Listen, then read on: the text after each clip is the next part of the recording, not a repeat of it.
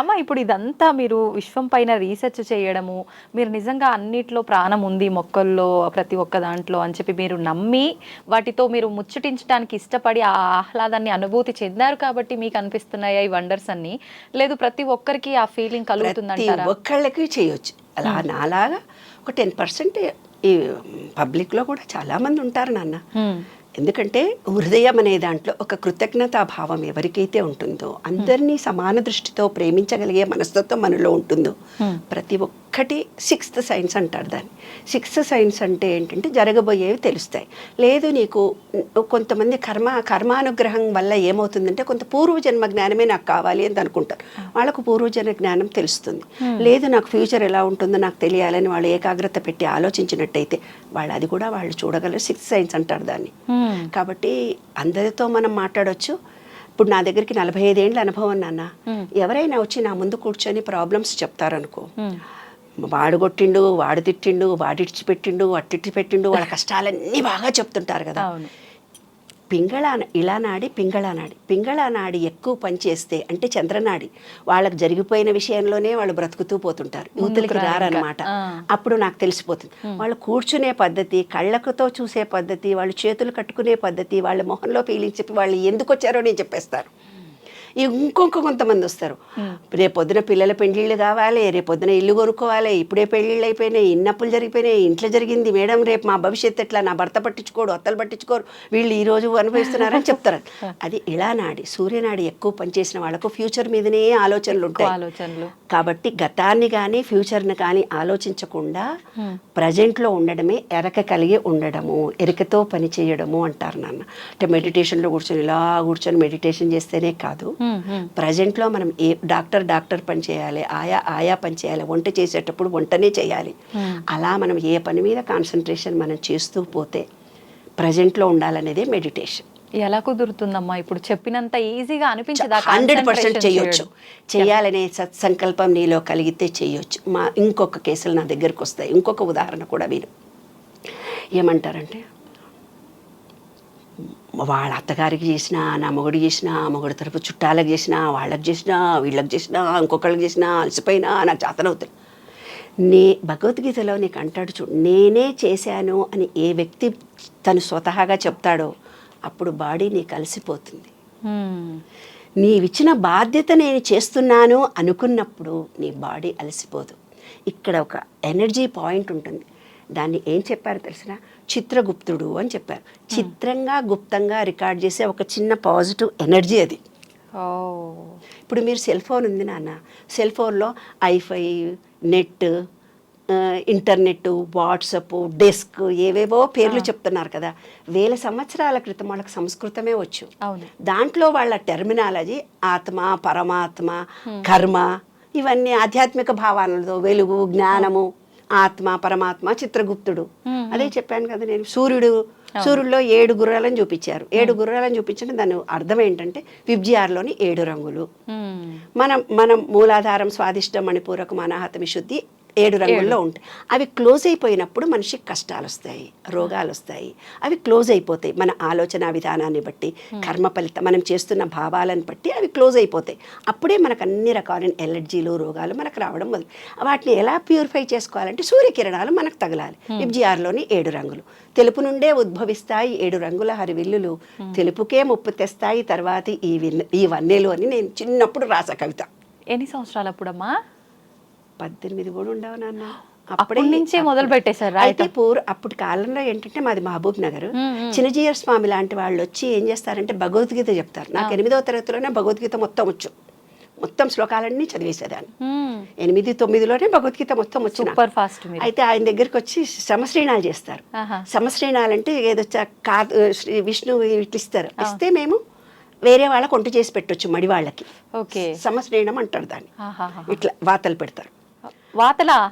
మరి ఏంటనుకున్నావు, మంచిగా శంకు చక్రము ఇట్లా వాతలు పెట్టి జాకెట్ ఇట్లా పెట్టుకుంటే వాతలు పెడతారు గురువులు.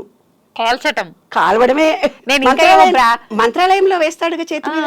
మంత్రాలయం గుళ్ళో కూడా వాతలు వేడిది ఇట్లా చేతుల మీద వేస్తారు ఆయన గురువులు. మంత్రాలయంలో కూడా వేస్తారు. అప్పుడు ఇట్లా జాకెట్ ఇట్లా తీసి పెడితే ఈ భుజాల మీద వేసేవాళ్ళు మాకు. అప్పుడు ఆయన ఓ వేదము కవిత్వం ఏదేదో చెప్తుంటే గురువు గారి దగ్గరికి పోయి నేను ఒక కవిత చదివా. చాలా అల్లరి పిల్లలు. దివ్య చుట్టూ వలయంగా చీకటి అలాగే ఉంది, దివ్య చుట్టూ వలయంగా చీకటి అలాగే ఉంది, దానిలో వెలుగు నింప ఎవరికి సాధ్యం. కమల, నీ బిడ్డ మాత్రం అసామాన్యురాలు. ఈ సూర్యకిరణాల వెనక కూడా చీకటి ఉందట. ఈ విశ్వం మొత్తంలో కూడా తెలిసింది అని మనం అనుకుంటాం, తెలియంతన మనలో ఎంతో ఉంటుంది. దీనికి జ్ఞానవంతురాలు అవుతుందని ఆయన ఆశీర్వదించాడు నన్ను. అలాగ చిన్నప్పటి నుంచి ఆధ్యాత్మికంగా అలా అనుభవాల ద్వారా వచ్చింది నాన్న. అది భగవత్ కృపగా భావిస్తాను. ఈ నాలెడ్జ్ని సమాజానికి పంచడానికి ఉపయోగించడాన్ని నిర్ణయించుకున్నాను. అందరు నాకు ఇప్పుడు ఫోన్లు చేస్తారు, ఈ ట్యూబ్ చూసినాం, ఆ ట్యూబ్ చూసామమ్మ, మాకు ఈ రోగం ఉంది, మేము మీ అపాయింట్మెంట్. నాకు అపాయింట్మెంట్లు డాక్టర్లు ఇంకోటి లేదే బాబు, నాకేం పిఏలు లేరు, ఏం లేరు, ఫ్రీ సర్వీస్. నేను ఫ్రీ సర్వీస్ చేస్తాను, అంతేగాని ఎప్పుడు డబ్బు సంపాదించాలని ధోరణితో నేను చేయలేదమ్మా. అందరికీ ఏదో నాకు తోచిన సలహాలు సంప్రదింపులు చేస్తూ ఉంటాను, అంతే తప్ప ఒక పిఎన్ పెట్టుకొని ఫ్యామిలీ కౌన్సిలింగ్ చేస్తే డబ్బులు తీసుకోవడం నాకు తెలియదు కూడా. అందరిని మనసారా ప్రేమిస్తానన్న. ఎంతటి కష్టాలు ఉన్న వాళ్ళని కూడా ఈ 45 ఏళ్ల నుంచి అందరి ప్రాబ్లమ్స్ సాల్వ్ చేయగలిగే శక్తిని భగవంతుడిచ్చాడు. సంతోషం అమ్మ, చాలా సంతోషంగా ఉంది నాకు మీతో మాట్లాడుతుంటే. అయితే ఇప్పుడు మీరు అదంతా చెప్పిన తర్వాత ఈ మధ్య కాలంలో కొంతమంది భగవంతుడితో మాట్లాడుతున్నామని, భగవంతుడు మాకు కనిపిస్తున్నాడని చెప్తున్నారు. నిజంగా భగవంతుడిని కూడా చూడడం సాధ్యపడుతుందా? ఆయనతో మాట్లాడడం సాధ్యపడుతుందా? 100%. ఎలా అంటే విను, దేవుడు అనే ఒక రూపాన్ని మన పెద్దలు మనకు ఇచ్చారు. అది ఉట్టుట్టిగా వాళ్ళు ఇవ్వలేదు. ట్రయాంగిల్ షేప్లో ఉండేవి, దీర్ఘచతురస్ర ఆకారంలో శ్రీ లక్ష్మీనారాయణుడు ఉంటాడు ఏమ్మా. చతురస్ర ఆకారంలో ట్రయాంగిల్ షేప్లో వినాయకుడు, సరస్వతి, లక్ష్మి ఉంటారు ఏమ్మా. అవి కూడా వాళ్ళు చాలా ఆలోచించి పెట్టినటువంటి అంశాలు అక్కడ. అంత ఈజీగా దేవుడు రూపాలను వాళ్ళు శివుడిలో అర్ధచంద్రాకారం, అమ్మవారిలో అర్ధచంద్రాకారం, మనను అర్ధనారీశ్వరుడు అంటారు కదా. కాబట్టి ఒక రూపం అనేదాన్ని భగవద్గీతలో ఒకటే మాట చెప్పాడు మీకు. ఏమని చెప్పాడంటే, నాకు కర్మలు అంటావు, మీరు నన్ను రాఘవేంద్ర అంటే రాఘవేంద్ర స్వామి రూపంలో కనిపిస్తాను, కృష్ణ అంటే కృష్ణుడి రూపంలో కనిపిస్తాను, రామ అంటే రామ అని. మీకు ఏ గురువు నచ్చితే, లేదు ఒక చెట్టును చూసి రావి చెట్టులోనే దేవుడు ఉన్నాడు అనుకుంటే చెట్టులో కూడా కనిపిస్తాను. ప్రహ్లాదుడిది కూడా అదే కదా, స్తంభంలో కూడా కనిపిస్తాడంటే స్తంభంలో కూడా కనిపిస్తాడు. ఇప్పుడు ఊర్లలో మనకు మహబూబ్ నగర్ ఆ ఏరియాలో పూనకం వస్తుంది తెలుసా. ఆ అమ్మవారు వచ్చి నాకు దేవుడు వచ్చిండు నా ఒంటి ఊహు, వాళ్ళ సబ్ కాన్షియస్ మైండ్లో అలా జరుగుతుంది, నాకు దేవుడు వస్తాడని ఊర్లలో అందరూ మాట్లాడుకుంటుంటారు. ఆ భావాలు వాళ్ళల్లో నిలిచిపోయి ఉంటాయి. నిలిచిపోయి ఉండి ఆ మంత్రము, ఆ మ్యూజిక్ రాగానే ఆటోమేటిక్గా వాళ్ళు అలా యాక్ట్ చేస్తారు. వాళ్ళకి తెలియకుండా వాళ్ళ బాడీ అలా రియాక్ట్ అవుతుంది. వాస్తవం కాదు అది, అదొక హిప్నాటిజం లాంటిది. మన మనసు ఇప్పుడు ఈత కొట్టడము, తర్వాత మనకు 3 మైండ్లు ఉన్నాయి, consciousness, subconsciousness, super conscious. కాన్షియస్నెస్తో మనం ఇవన్నీ పనులు చేస్తున్నాం. సబ్ కాన్షియస్ మైండ్ అంటూ ఒకటి ఉంది, అది ఈత చేయడము, డ్రైవింగ్ చేయడం. డ్రైవింగ్ చేస్తూ మాట్లాడుకుంటూ పోతారు. అవునా, వాళ్ళకేం తెలియదు, కానీ వాళ్ళ సబ్ కాన్షియస్ మైండ్ ఏది మంచి ఏది చెడు, ఎట్లా వస్తే ఎట్లా తిరుగుతూ పోతుంది. అది సబ్ కాన్షియస్ మైండ్. అంటే నీకు ఇంకా ఈజీగా ఉదాహరణ చెప్తాను.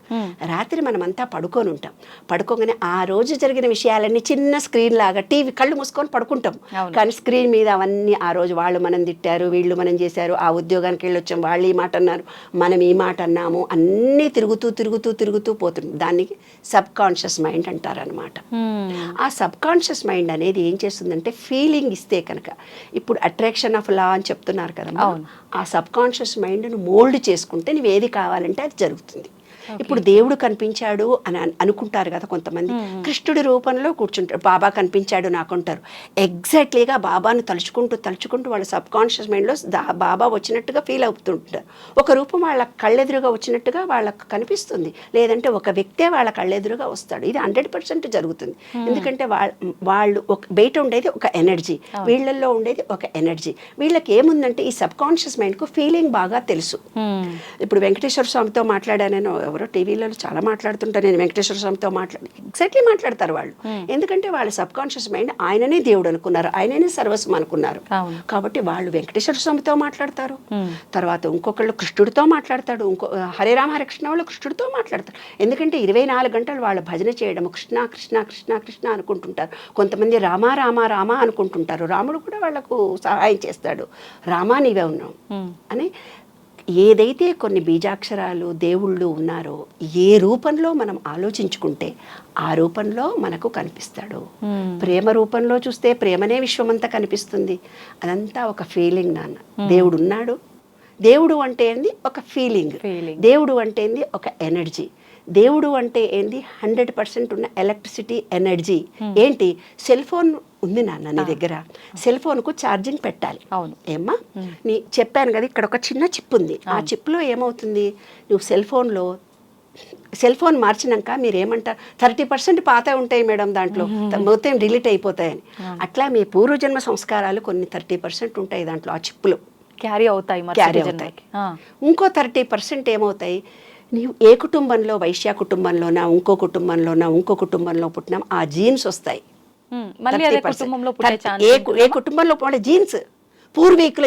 అబ్బా నీ కళ్ళు చూస్తే అచ్చువి తాతలాగున్నావే, అచ్చువాడు తినకుండా మొండి చేస్తున్నా ఇవ్వట్లే చేస్తున్నావే అని అంటారు కదా. అంటే జీన్స్ వచ్చాయి 30%. ఇంకో 30% మనం పెరిగిన ఎన్విరాన్మెంట్లో ఏర్పరిచిన మూఢనమ్మకాలు, విశ్వాసాలు, మనం పెంచిన పెద్దలు కింద పడతావే మీద పడతావే ఆడ దయ్యం ఉందే ఇలా పెంచినప్పుడు కొన్ని భయాలను ఏర్పాటు చేస్తారు, వాళ్ళే జీవితంలో ఓడిపోతూ ఉంటారు.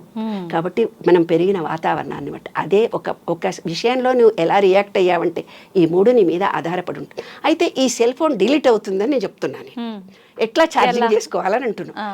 సెల్ ఫోన్లో చిన్న పిన్స్ వేరే ఉంటాయి, ఒకటి చిన్న స్లిప్ ఉంటుంది, కొంతదానికి నీది నాకు ఛార్జింగ్ కాదు కొంచెం పెద్దగా ఉండాలి, ఛార్జింగ్ ఇది వేరే తీసుకురా అంటాము. అట్లా ఎనర్జీ పాయింట్లు మాత్రం వేరే ఉంటాయి, పిన్స్. ఎలక్ట్రిసిటీ పిన్ ఒకటే, దేవుడు విశ్వం అంతా ఒక్కటే. మనం ఎంత రిసీవ్ చేసుకుంటున్నాం అనేది మన చేతిలో ఆధారపడి ఉంది. ఆ విశ్వం అనే దాన్ని నువ్వు ఏ రూపంలో మార్చుకుంటే ఆ రూపంలో, నువ్వు ఫీలింగ్తో ఇస్తే ఒకటి, కొంతమంది భయాలతో ఉంటారు. మన పుష్కరాలలో చనిపోయారు, ఇంతమందిలో పోతాము ఎక్కడో యాక్సిడెంట్ అవుతుంది అనుకుంటూ పోతారు. ఆ సేమ్ అవే నెగిటివ్ వేవ్స్ తిరుగుతూ పోతుంటుంది, ఎనర్జీ లెవెల్స్ విశ్వం ఉంది. ఆ ఎనర్జీ నెగిటివ్ రాగానే వాళ్ళకి ఆటోమేటిక్గా జరిగిపోతుంది.